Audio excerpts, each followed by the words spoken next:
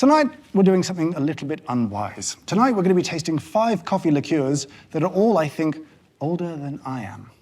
And we're going to do it in perhaps an unwise fashion by sharing that experience here with a live audience. Some of them will be tasting along and experiencing these, as I do, for the first time. Why am I dressed like this? Why would we do this? Well, let me tell you.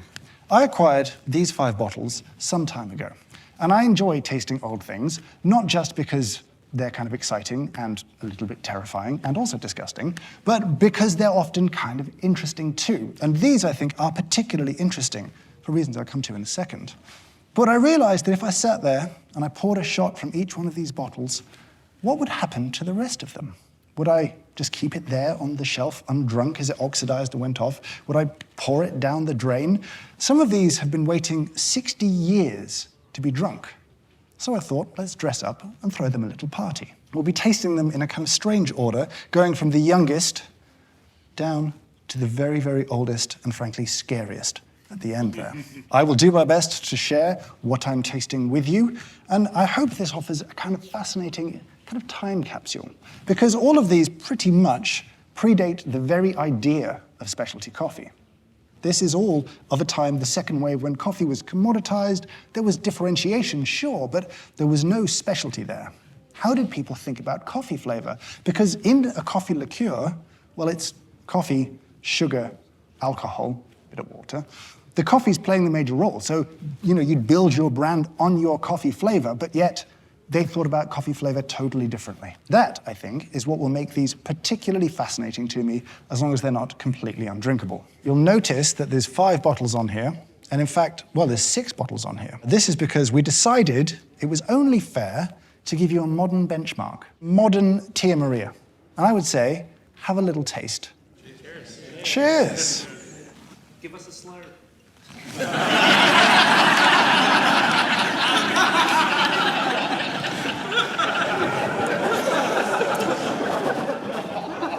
If you make me do a spit take on this rented white jacket...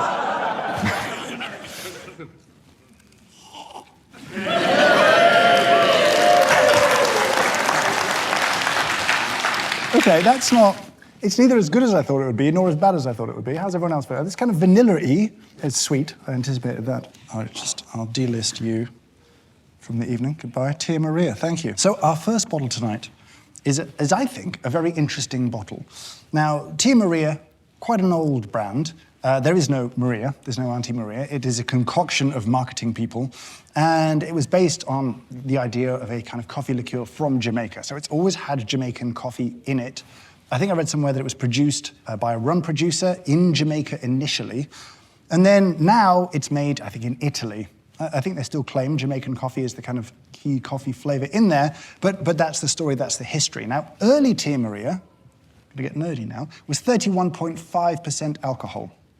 And they changed the recipe, and now it's about 20% alcohol. And then we found this bottle that is 26.5% alcohol. So this weird middle ground time. The label on the bottle places Tia Maria's offices on Tooley Street, which is in London, just near Tower Bridge. And it's a strange one. So it is from the 80s. I'm curious how it is compared to modern Tia Maria. Now, though, it's time for me, and I suspect me first, to taste the old Tia Maria. Do you know, that doesn't smell that bad. Cheers.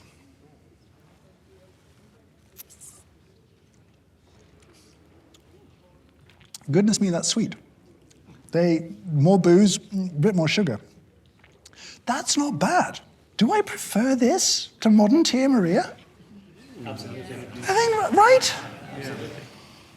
What a massive loss for modern Tia Maria. That you're bested by something that's been lying around for 40 years. Well done, old Tia Maria. I mean, it's not good. It's not great. but neither's modern Tia Maria, frankly. So I think it's better than modern Tia Maria. I think I'm suddenly a bit more excited. I mean, I have smelt some of these, so I do have reservations about things we're going to taste. But that, genuinely, I'm quite impressed. It does not taste like really old rancid coffee. I shouldn't get comfortable in this feeling that it's all going to go easily tonight. But that one, really, not a bad drink, surprisingly so. And I'm glad to have shared that with other people. Next up, we have this Tiana. Now, I'm quite pleased that we have an interesting geographic spread amongst these bottles of coffee liqueur. This one comes from Portugal. The company doesn't seem to exist anymore. I could find next to nothing about it. I know that it's 20% alcohol because it says it on the label. As for what it contains, they say it contains coffee, sugar, and natural aromas. I presume also alcohol and water. I guess labeling was a bit more chill back then. I don't really know what to expect from it. They disappeared. There's nothing about this company on the internet anywhere. We're going in blind. I don't know. What year is it? Oh, yeah, sorry. So this, we're back to the 1970s. That we know. This bottle, this drink, 1970s, so about 40, 50 years old. Now, bravely, I see some of you just getting ready to dive in before I've even had a go. I would say I will be your sacrificial lamb tonight. The A was very inviting. I could see how you got cocky.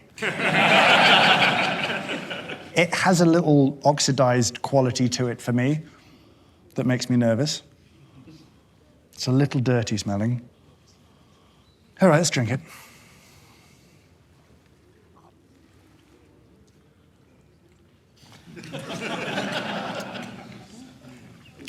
All things considered, it's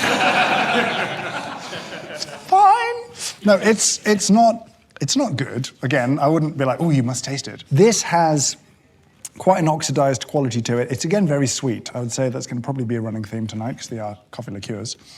It's not good. I would say it's not aggressively bad, which is genuinely surprising from a random, unknown 50-year-old coffee liqueur from Portugal. Yeah, I would say not delicious, not that bad. We're getting away with it here so far. I can't tell if I'm disappointed or not that I haven't felt the urge to be sick. And I will say, yeah, if you have the chance to drink a bottle of this from the 1970s, you're probably in this room, which I think is kind of cool. Because I have never seen this anywhere else ever, and I don't think anyone was preserving it for posterity. But for those of us here enjoying this, what a nice moment to just have that opportunity to taste this, even if I'm probably not going to finish it. Let's move along. Now, the label of this one gave me great concern because it depicts the contents, and I'm not sure those are contents I'm excited about. Let me show you this thing here. It's called Bosca. This is Italian. As you see, you've got coffee beans. Very nice, everyone likes coffee beans. Very good. The grapes next to it do concern me. And in fact, they have been clear to say it is a base of wine. Why would you do that? Turning a sort of fortified wine, I guess, into a coffee liqueur? This one definitely scares me, just as an idea. So I shall smell this one with trepidation. No. No. It doesn't smell old, it smells like a bad idea. It smells like whether I was drinking this in the 70s or today, his friends should have intervened and said, Luigi, just don't do it. Those of you who are tasting, seriously, just let me go first. You're all so keen. I see all of you just cups at lips. Here we go.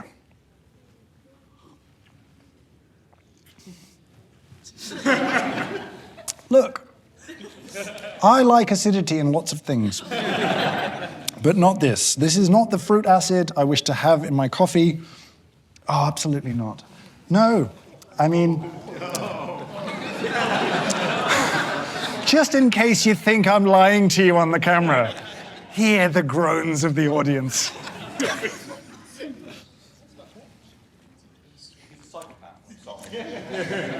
There's not, thankfully, I will say, there's not a lot of coffee flavor in this, for which I'm deeply grateful.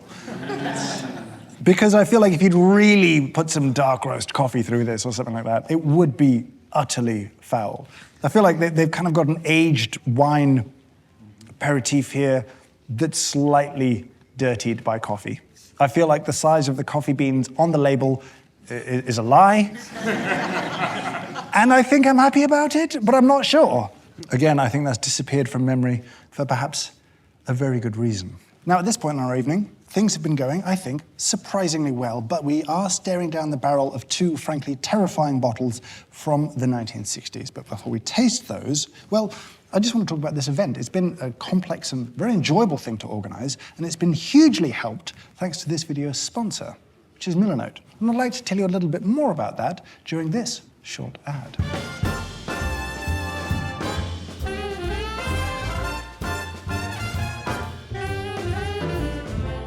Here we are, a couple of hours before this whole thing starts, and I think it's the perfect time to tell you what went into planning this event and how Milanote was the perfect tool to do it. Now, if you're not familiar with Milanote, it's an online tool used to organize all of your creative projects. You can start with one of over 100 templates, and we actually use 2. I'll show you the one we use mostly, which is the event template here. It's been super useful for collecting everything we needed to do for this event. Here's our mood board of all the different chairs we thought about getting for tonight. There were a lot of different chairs, and actually collecting images like this is really easy. We just use their web clipper, so whatever web page you're on, you can just send that image straight to your mood board. Or here's how we organized research around different venues we could have used for tonight. And obviously we have one preferred venue, and we can have lots more images, lots more detail, contact details, all that sort of stuff can be linked in a page like this. Now here we've really customized this template, we've made it our own because they are very flexible. We've used it for loads of other stuff, including things like hiring crew for tonight or hiring equipment for tonight. We've managed our to-dos in here as a team, and they're all looking nice and done, ready for tonight, which is great. If you want to try Milanote, well, if you click the link in the description down below, you can sign up for free with no time limit. Give it a try. Thank you so much to Milanote for sponsoring this video. Now, in preparation for this, I have not tasted these, but I have given them a little smell. And at this point, I became deeply concerned. This next one here is from Germany, actually. Café Oriental is what it's called. It's produced in a little town called Kiel, just north of Hamburg, if you're curious about where that is.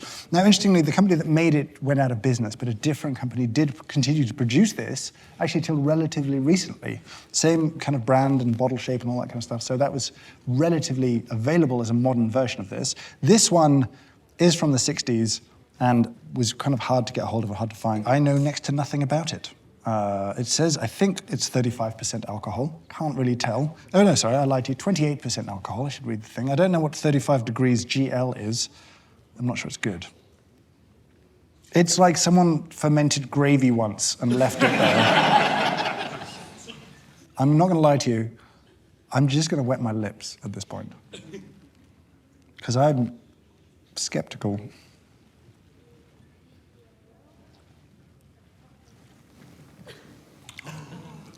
Oh, no. That's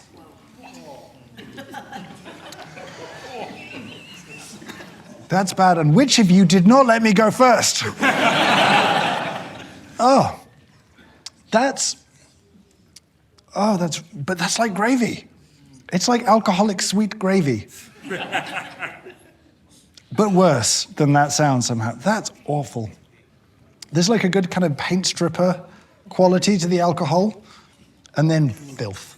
Just dirty, muddy, disgusting.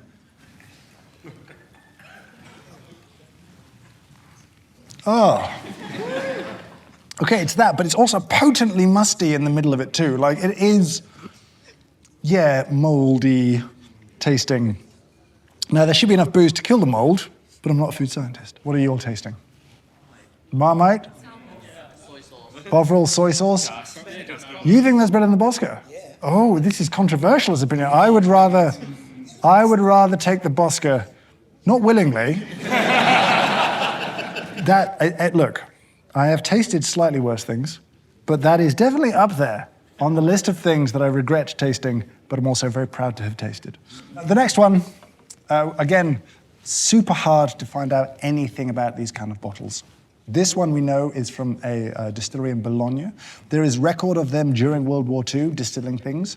This bottle came from the 1960s, and they seem to have disappeared pretty soon afterwards. One hopes it's not a coincidence. There's very little information on there. It's from Ciro Frasinetti.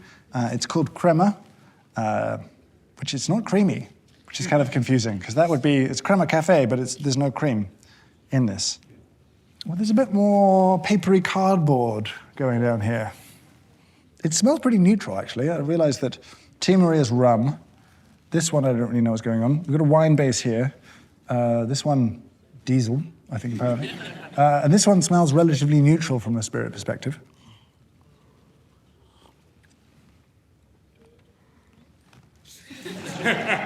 Oh, that's a journey. Do you know? No. You're having a journey too? Yeah. All right, and then it rapidly. It does. You're like, oh, no. No. Absolutely not, no.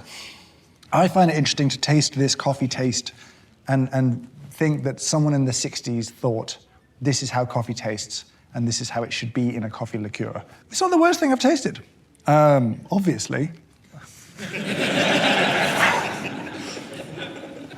It again falls into the categories of not good, but the fact that this is 60 years old, probably, that's a long time. 60 years sat in that bottle with just a little screw cap on the top. I think that's held up kind of okay, even though it smells like and tastes like library books, and sour library books at that. Does anyone want to throw some taste descriptors at me? Almost like fermented blackcurrants. Yeah, but not in a good way. No.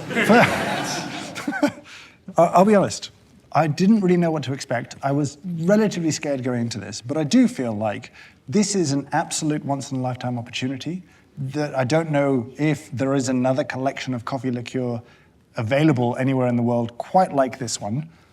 I'm not sure there should be, but I'm glad to have had the opportunity to taste it and to share it. I think that has made it a lot more fun than me sitting alone in a room suffering quietly in front of a video camera. I think I'm done with these now. I think I've explored the territories of the vintage coffee liqueur. I think the modern coffee liqueur remains an interesting topic, meriting some further discussion. I'd like to know from you, down in the comments below, did I miss one out? Are you aware of vintage bottles of coffee liqueur still floating around? Have you ever seen them? Because I looked quite hard and I really struggled to find anything except these bottles for sale. But if you know of one, maybe don't tell me, actually. Maybe don't. Maybe I don't want to know. Maybe it's better not to know. But I would love to know your thoughts down in the comments below. For now, I will say thank you so much for watching, and I hope you have a great day.